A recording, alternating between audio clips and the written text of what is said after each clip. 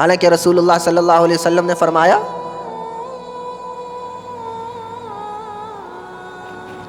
کہ جو شخص یہ چاہتا ہے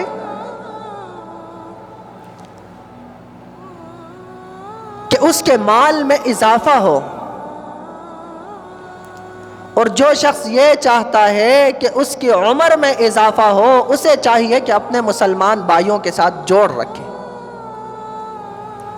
اس کے اخروی ثمرات ہی نہیں کہ ہم صرف صلہ رحمی کریں تو آخرت میں اس کا اجر ملے گا، بلکہ دنیا میں اللہ رب العزت رزق کی برکتیں بھی نصیب فرمائیں گے۔ دنیا میں اللہ رب العزت عمر میں اضافہ بھی فرمائیں گے، اور اللہ رب العزت سکون اور چین کی زندگی نصیب فرمائیں گے۔ اس وجہ سے کہ جو اپنے مسلمان بھائیوں کے لیے دل میں بغض اور نفرت رکھتا ہے، وہ تو اسی نفرت میں، اسی بغض کی آگ میں کڑتا رہتا ہے کہ کیسے اسے تکلیف دی جائے، اور اس کی زندگی اسی مرض میں ختم ہو جاتی ہے۔ اس وجہ سے مجھے اور آپ کو اپنی زندگیوں پر غور اور فکر کرنے کی ضرورت ہے کہ آئندہ رمضان کا مہینہ آ رہا ہے، اور حدیث میں آتا ہے کہ رمضان کے مہینے کی ہر افطاری کے وقت اللہ رب العزت 10 لاکھ ایسے لوگوں کی مغفرت فرماتے ہیں جو جہنم کے مستحق ہوتے ہیں۔ ہر افطاری کے وقت اللہ رب العزت 10 لاکھ ایسے لوگوں کی مغفرت فرماتے ہیں جو جہنم کے مستحق ہوتے ہیں، اور ان کا ٹھکانہ جہنم میں ہوتا ہے۔ لیکن اس دن بھی 4 ایسے لوگوں کی بخشش اور مغفرت نہیں ہوتی، جن میں ایک شخص وہ ہے جو اپنے مسلمان بھائیوں کے ساتھ رشتے کو توڑے۔ اور پھر اخیر رمضان کے آخری دن میں، پورے رمضان میں جتنے لوگوں کی بخشش ہوتی ہے، ہر روز ہر دن کے حساب سے 10 لاکھ لوگوں کا حساب، آخری دن پھر اتنے ہی لوگوں کی بخشش ہوتی ہے جتنی پورے رمضان میں ہوتی ہے۔ اس دن بھی اس شخص کی بخشش اور مغفرت نہیں ہوتی جو مسلمان بھائیوں سے تعلق کو توڑتا ہے۔ اس وجہ سے آج جو میری مائیں اور بہنیں میری آواز کو سن رہی ہیں،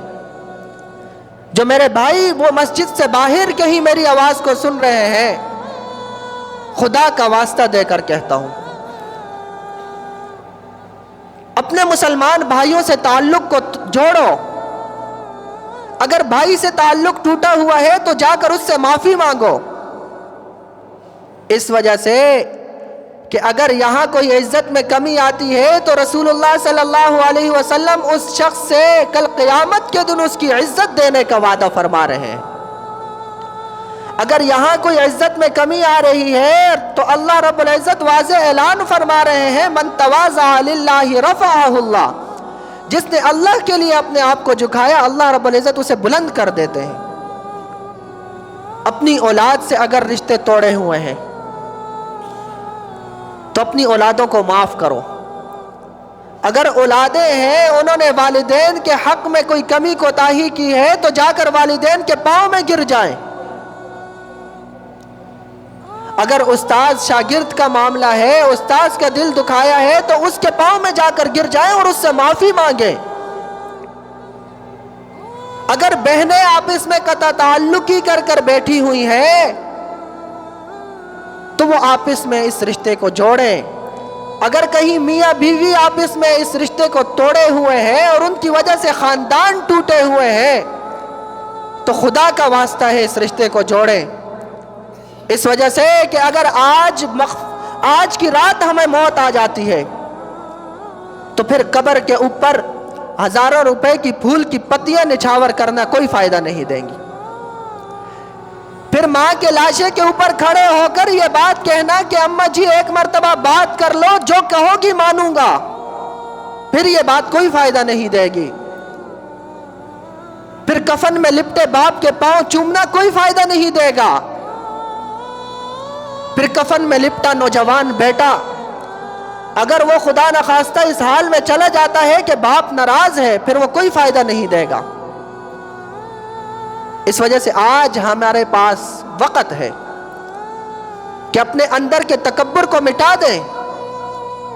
اپنے اندر کی جو انانیت ہے، اپنے اندر جو شیطان چھپا ہوا ہے اسے مٹا دیں، اور جو ہم سے ناراض ہیں ان سے معافی مانگ لیں، اللہ اور اس کے رسول کو راضی کر لیں۔